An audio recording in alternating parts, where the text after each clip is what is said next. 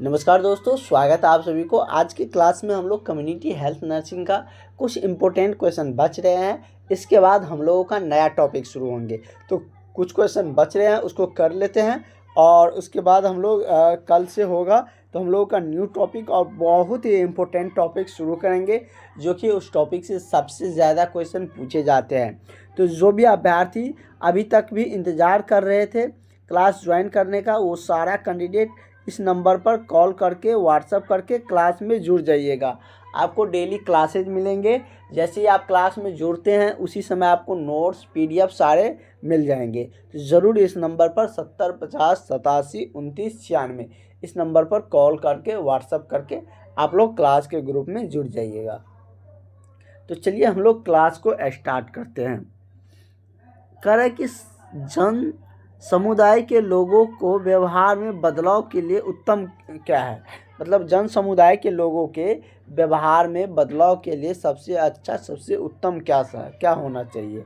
दवा वितरण करना चाहिए, टीकाकरण, या इनमें से कोई। टीकाकरण तो सबको किया नहीं जाता है, तो सबसे बेहतर क्या बदलाव होना चाहिए। तो जन समुदाय के लोगों को व्यवहार में बदलाव के लिए स्वास्थ्य शिक्षा देनी चाहिए। क्या? तो स्वास्थ्य शिक्षा पर ध्यान देनी चाहिए, स्वास्थ्य शिक्षा देनी चाहिए। तो करेक्ट आंसर आपका ऑप्शन नंबर क्या हो जाएगा? बी आपका सही हो जाएगा। अगला है कि गर्भवती महिला को परामर्श देने में कौन सी बात का ख्याल रखना चाहिए। परामर्श प्रभावी होनी चाहिए, या सुनने में अच्छा हो, या मन लायक बातें कहनी चाहिए, या इनमें से कोई नहीं। तो अगर परामर्श दिया जाए तो अच्छे परामर्श और प्रभावी परामर्श दिए जाएंगे। तो करेक्ट आंसर आपका ऑप्शन नंबर ए हो जाएंगे। ये नहीं कि उसके मन का जो अच्छा लगेंगे वो बोलेंगे, उससे तो होगा कुछ नहीं। वो परामर्श दिया जाएगा जो उनके लिए अच्छे होंगे, गर्भवती के लिए अच्छे होंगे, तो वो परामर्श दिए जाएंगे जो उसके लिए प्रभावी साबित होंगे। तो इसलिए करेक्ट आंसर आपका ऑप्शन नंबर ए सही हो जाएगा। अगला हमारा क्वेश्चन है कि निकट संपर्क क्लोज कॉन्टैक्ट से होने वाला रोग कौन सा है। मतलब क्लोज कॉन्टैक्ट मतलब नज़दीक आने से, मतलब कि एक दूसरे के नज़दीक होने पर कौन सा रोग एक से दूसरे में फैल जाते हैं। क्लोज कॉन्टैक्ट का मतलब यही हुआ है कि अगर किसी एक का है उसके पास आप जाइएगा तो आपको भी हो जाए, ये उसको मतलब क्लोज कॉन्टैक्ट वाला रोग कहा जाता है। तो जैसे इसमें दिया मधुमेह तो डायबिटीज़ तो फैलेंगे नहीं। उसके बाद टाइफाइड भी नहीं फैलेंगे, एड्स फैल सकता है। और क्या फैल सकता है? तो एड्स एक से दूसरे में फैलते हैं। कुष्ठ रोग भी फैलते हैं। तो ये सी और ई हो जाएंगे। ठीक है, ये दोनों मतलब कि एक दूसरे के कांटेक्ट में आने पर फैल सकते हैं। अगला क्वेश्चन है कि 1976 के पहले परिवार कल्याण का नाम क्या था। जो परिवार कल्याण था, जिसको अब परिवार नियोजन कार्यक्रम से परिवार कल्याण का जो नाम था, वो 1976 से पहले क्या थे, ये पूछ रहा है आपसे। तो ये तो आपको पता है कि पहले इसको परिवार नियोजन कार्यक्रम के नाम से जाना जाता था। तो करेक्ट आंसर आपका ऑप्शन नंबर क्या हो जाएगा? ऑप्शन नंबर आपका बी सही हो जाएगा। ठीक है, अगला है पल्स पोलियो को लेकर है। कह रहा है कि पल्स पोलियो कार्यक्रम कब आरंभ हुआ था। कह रहा है कि पल्स पोलियो कार्यक्रम का आरंभ कब हुए थे। तो इसका आरंभ 1995 में हुआ था। कब हुआ था? तो 1995 में पल्स पोलियो के कार्यक्रम का आरंभ हुआ था। कुछ ही क्वेश्चन है, उसके बाद हम लोग का कल से जो नेक्स्ट हम लोग का चैप्टर है उस पर चलेंगे। और जो भी अभ्यर्थी अभी तक वेट कर रहे थे, इंतज़ार कर रहे थे, तो वो सब अभ्यर्थी क्लास में जुड़ जाइएगा। बहुत ही इम्पोर्टेंट और बहुत ही ज़्यादा पूछे जाने वाले टॉपिक अब आप लोगों का स्टार्ट होने जा रहे हैं। तो बिल्कुल ध्यान देकर आप लोग, अब जो क्लासेज स्टार्ट होंगे उसका एक भी क्लास बिना मिस किए सारे क्लास को कंटिन्यू करते हुए आप लोग अच्छे से पढ़िएगा। यदि आपको इस बार सिलेक्शन चाहिए, इस बार अगर आपको जॉब चाहिए तो ठीक है। तो चलिए हम लोग क्वेश्चन को आगे बढ़ाते हैं। हम लोगों का अगला क्वेश्चन है कि फ्लोरेंस नाइटिंगेल कौन थी? एक समाज सेविका थी या विश्व विख्यात महिला थी, जो पूरे विश्व भर में जैसे कोई विख्यात होते हैं तो उस तरीके से महिला थी, या जैसे क्या लोग जैसे कि साइना नेहवाल हो गया, उसके बाद अभी हम लोग के ओलंपिक में बहुत सारे जो बने थे उन्होंने मेडल जीत के लाए, तो वो सब मतलब विश्व स्तर पर एक अपनी छवि छोड़ जाते हैं। तो वही पूछ रहा है कि वो समाज सेविका थी या विश्व विख्यात महिला थी, जैसे मदर टेरेसा तो थी, लेकिन वो तो समाज सेवी थी। अगला है कि नर्सेज व्यवसाय की संस्थापक थी या इनमें से कोई नहीं? तो फ्लोरेंस नाइटिंगेल जो थी वो नर्सेज व्यवसाय की संस्थापक थी। कौन थी? तो ये नर्सेज व्यवसाय की संस्थापक थी। कौन? तो फ्लोरेंस नाइटिंगेल।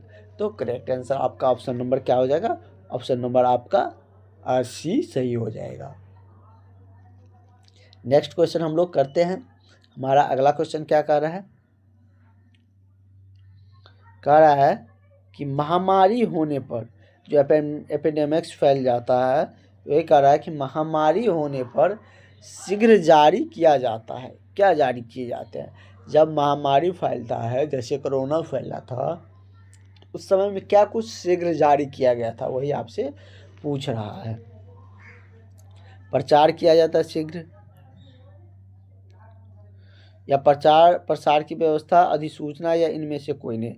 तो प्रचार प्रसार जो है वो शीघ्रता से किए जाते हैं। जो भी उसका गाइडलाइंस रहते हैं वो जारी किया जाता है। अपने कोरोना काल में देखे थे, जब वो महामारी फैले थे, जो भी उसका गाइडलाइंस थे, जो भी उसका नियम निकाला गया, तो वो सारे चीज़ों को बहुत सारा प्रचार से प्रसार कराया गया ताकि लोगों तक पहुंच सके, लोग जागरूक हो सके। तो इसका करेक्ट आंसर क्या हो जाएगा? ऑप्शन नंबर आपका बी सही हो जाएगा। अगला है मीजल्स वैक्सीन का मार्ग एवं मात्रा क्या है? कर रहा है मीजल्स वैक्सीन का मार्ग एवं मात्रा क्या होता है? 0.1 ml इंस्ट्राडेर्मल है, या 0.5 अंतर्मांसीय होती है, या 0.5 ऐसी अंतर्मांसीय? तो ये जो मीजल्स वैक्सीन की मार्ग एवं मात्रा होती है, मात्रा तो इतना होता है और मार्ग इसका कैसे होता है? तो अंतर्मांसीय होती है। तो करेक्ट आंसर आपका क्या हो जाएगा? आपका ऑप्शन नंबर बी इसका सही आंसर हो जाएंगे। तो इस तरीके से हम लोग ये क्वेश्चन भी कर चुके हैं। और हमारा अगला क्वेश्चन है बहुत ही अच्छा और बहुत ही इजी भी है, क्योंकि इसमें आपको ज़्यादा दिक्कत नहीं होनी चाहिए। बहुत ही इजी क्वेश्चन है। कह रहा है कि स्कूल स्वास्थ्य कमेटी का स्थापना भारत में कब हुआ? तो स्कूल स्वास्थ्य कमेटी की जो स्थापना है वो भारत में कब हुई थी? तो ये आपका भारत में 1960 में हुआ था। कब हुआ था? तो भारत में 1960 में हुआ था। तो करेक्ट आंसर आपका ऑप्शन नंबर बी हो जाएगा। अगला हम लोगों का क्वेश्चन है राष्ट्रीय पोषाहार को लेकर है। क्या कह रहा है कि राष्ट्रीय पोषाहार संस्था NHI कहाँ अवस्थित है? दिल्ली में, हैदराबाद में, चेन्नई में, या बेंगलुरु में? तो राष्ट्रीय जो पोषाहार संस्थान है वो कहाँ पर अवस्थित है? तो ये मतलब कि हैदराबाद में अवस्थित है। कहाँ पर? तो हैदराबाद में ये अवस्थित है। तो करेक्ट आंसर आपका ऑप्शन नंबर क्या हो जाएगा? ऑप्शन नंबर आपका बी हो जाएगा। जो राष्ट्रीय पोषाहार संस्थान है वो हैदराबाद में स्थित है। अगला है कि राष्ट्रीय टीबी संस्था कहाँ अवस्थित है? तो ये राष्ट्रीय टीबी संस्थान जो है वो बेंगलुरु में है। कहाँ पर? तो ये टीबी का जो संस्थान है, राष्ट्रीय टीबी संस्थान, वो बेंगलुरु में स्थित है। कहाँ पर स्थित है? तो बेंगलुरु में। तो करेक्ट आंसर आपका ऑप्शन नंबर क्या हो जाएगा? ऑप्शन नंबर ए आपका सही आंसर हो जाएगा। और इतने सारे क्वेश्चन हम लोग कर चुके हैं, लगभग 600 से भी ज़्यादा क्वेश्चन हम लोग किए हैं इस टॉपिक से। ज़रूरी भी था, बड़ा टॉपिक भी था, क्वेश्चन भी अच्छे खासे पूछे जाते हैं, इसलिए इतना क्वेश्चन हम लोग किए हैं। जिस टॉपिक से जितना क्वेश्चन आएगा उस टॉपिक से उतना क्वेश्चन तो हम लोग को करना पड़ेगा, क्योंकि आप सबका एग्ज़ाम मल्टीपल शिफ्ट में, बहुत सारे शिफ्टों में होने जा रहे हैं। तो उस अनुसार उतना हम लोगों का क्वेश्चन भी करके जाना पड़ेगा, उतना तैयारियां करके जाने होंगे। तो इस तरीके से करेक्ट आंसर आपका इसका क्या हो जाएगा? ऑप्शन नंबर आपका ए सही हो जाएगा।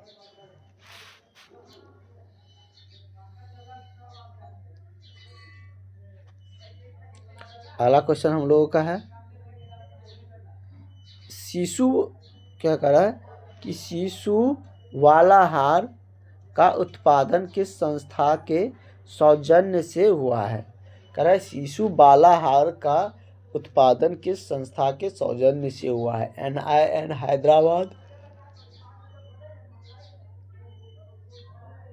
या AIHPH कोलकाता, या ICMR दिल्ली, ये सब संस्थान है। तो शिशु बाला हार का उत्पादन जो होता है, वो जो हुआ है वो आपका NIN हैदराबाद के जरिए हुए हैं। तो करेक्ट आंसर आपका ऑप्शन नंबर क्या हो जाएगा? ऑप्शन नंबर आपका ए इसका सही आंसर हो जाएंगे। नेक्स्ट क्वेश्चन हम लोग देखते हैं। कह रहा है कि डॉट्स प्रणाली इलाज के जो इंसेटिव फेज की अवधि होती है वो कितना होती है? डॉट्स प्रणाली के इलाज के इंसेटिव फेज की अवधि कितना होती है, ये आपसे पूछ रहे हैं। 3 माह की, 6 माह, 2 माह या 5 माह? तो कितने के होते हैं? तो ये 2 माह की होती है। डॉट्स प्रणाली इलाज के जो इंसेटिव फेज की अवधि जो है वो 2 माह की होती है। तो करेक्ट आंसर आपका ऑप्शन नंबर सी आपका सही हो जाएगा। ठीक है, अगला तो WHO से लेकर आ गया। WHO के बारे में यहाँ पर हम लोग लास्टली बहुत सारा डिस्कस भी कर लेंगे, जो भी इससे इम्पोर्टेंट पॉइंट्स है वो यहाँ पर भी देख लेंगे। कह रहा है कि स्वास्थ्य संस्था जो विश्व स्वास्थ्य संगठन WHO का सर्वोच्च निकाय कहाँ पर है? सर्वोच्च निकाय मतलब सचिवालय होते हैं, या कार्यपालक विश्व स्वास्थ्य सभा, या इनमें से कोई नहीं। तो कहाँ होते हैं? तो विश्व स्तर पर है तो विश्व स्तर पे ही होंगे ना, विश्व स्वास्थ्य सभा ही होंगे WHO का, जो कि इसका फुल फॉर्म क्या होता है? World Health Organization. स्थापना इसकी हुई थी 7 अप्रैल हमारे आज़ादी के 1 साल बाद, 1948 को, 7 अप्रैल 1948 को। और इसीलिए 7 अप्रैल को इसका हैप्पी वाला जो बर्थडे होता है वो मनाया जाता है। इसकी स्थापना दिवस, विश्व स्वास्थ्य स्थापना दिवस मनाए जाते हैं 7 अप्रैल को। ठीक है, तो अभी कोई कंफ्यूजन इससे बनेगा नहीं आपका। इसका जो प्रमुख मुख्यालय है वो जिनेवा में है, स्विट्जरलैंड। भारत में कहाँ पर है? तो भारत में दिल्ली में है। इस तरीके से हम लोगों का इतना सारा डिटेल्स इसके बारे में लगातार जानते आ रहे हैं, लगातार हम लोग इसके बारे में डिस्कस भी करते आ रहे हैं। ठीक है, कोई अगर अदर दिक्कत आपको? बहुत कम क्वेश्चन बचा है, जल्दी आज का क्लास समाप्त भी होगा और कल से नई टॉपिक की तरफ बढ़ेंगे। हालांकि भारत में यूनिवर्सल जो इम्यूनाइजेशन प्रोग्राम है IUP, वो कब शुरू किया गया? UIP जो होते हैं वो यूनिवर्सल इम्यूनाइजेशन प्रोग्राम कब शुरू हुआ था, ये आपसे पूछ रहा है। 1975 में, या 1985, 1980 या 1990 में? तो ये कब वो शुरू हुआ था? तो ये आपका 1985 में शुरू हुआ था। कब हुआ था? तो 1985 में ये शुरू हुआ था। Universal Immunization Programme, UIP। ठीक है, अगला हम लोग का क्वेश्चन क्या कह रहा है इसके बारे में भी हम लोग जान लेते हैं। कह रहा है कि वायरस रिसर्च संस्थान कहाँ अवस्थित है। कह रहा है कि वायरस रिसर्च संस्थान कहाँ पर अवस्थित है, जो कि वायरस के बारे में रिसर्च करता है। जैसे क्या कोरोना वायरस फैले थे तो उसमें क्या है नहीं है उसके बारे में डिटेल्स जो जाना जाता है, और भी बहुत सारे वायरस होते हैं जिसके बारे में पूरे डिटेल्स में चर्चा किए जाते हैं, तो वो किसी न किसी संस्थान में किए जाते हैं। वही वायरस जो रिसर्च संस्थान है वो कहाँ पर अवस्थित है, तो ये आपका पूना में अवस्थित है। कहाँ पर, आपने देखे होंगे कि पुणे वाला जो पुणे वाला ने इसका क्या बनाया था, सिरप बनाए थे ना, वैक्सीन बनाए थे ना कोरोना का। तो इस तरीके से इसका जो रिसर्च का जो संस्थान है, वायरस रिसर्च संस्थान, वो पूना में है, पूरा महाराष्ट्र में आता है। तो इस तरीके से इस टॉपिक का हम लोगों ने बहुत सारे क्वेश्चन किए हैं, और जो हमारा क्वेश्चन अब होंगे, अब हम लोग नए टॉपिक की तरफ बढ़ेंगे। लेकिन अब आप लोग एक भी क्लास जो जिसका ये टॉपिक छूट गया है उसको मिल जाएगा, क्लास में ज्वाइन करने पर एक भी क्लास नहीं छूटेगा, आपको सारा क्लासेज मिल जाएगा, उसमें भी सीरियल वाइज क्लासेज आपको मिल जाएंगे। आप लोग चिंता बिल्कुल भी नहीं करिएगा, क्लास में जुड़िएगा, आपको वहाँ पर सारी डिटेल, सारी क्लासेस, सारे आपको नोट्स मिल जाएंगे। तो इसके लिए आप लोग इस नंबर पर 70 50 87 29 96 इस नंबर पर कॉल करके, व्हाट्सअप करके आप लोग क्लास में जुड़ जाइएगा। आगे की जो भी इन्फॉर्मेशन होंगे, जो भी क्लासेज होंगे, वो आपको मिलते रहेंगे। और जो नए टॉपिक का स्टार्ट है जो आप कल से होंगे, तो उसमें आप लोग जितने भी अभ्यर्थी होंगे सब जुड़िएगा। और आपका जो भी फ्रेंड, आपके सर्किल में फ्रेंड रिलेटिव है, उन सबको भी क्लास में ऐड करवा दीजिएगा, ताकि उसे भी फ़ायदा मिले, उसे भी बेनिफिट हो, उसकी भी तैयारी बेहतर हो सके। और ज़्यादा स्टूडेंट होंगे तो हम और भी अच्छे तरीके से आपके लिए मेहनत करके अच्छे और भी सारी चीज़ों को लाएंगे, और ताकि हमें भी मोटिवेशन मिले। तो आप लोग निश्चित रूप से जो भी आपका फ्रेंड, आपके रिलेटिव होंगे, उन्हें भी क्लास में ऐड होने बोलिएगा, उन्हें भी क्लास जुड़वा दीजिए।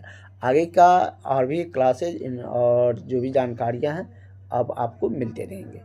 तो हम लोग मिलते हैं नेक्स्ट क्लास में, और वहीं पे हम लोग नए टॉपिक का डिस्कशन भी करेंगे, और इस टॉपिक से जितना भी क्वेश्चन हो सकता था, जितना भी इम्पोर्टेंट क्वेश्चन बन सकते थे, सारे क्वेश्चन हम लोग किए हैं।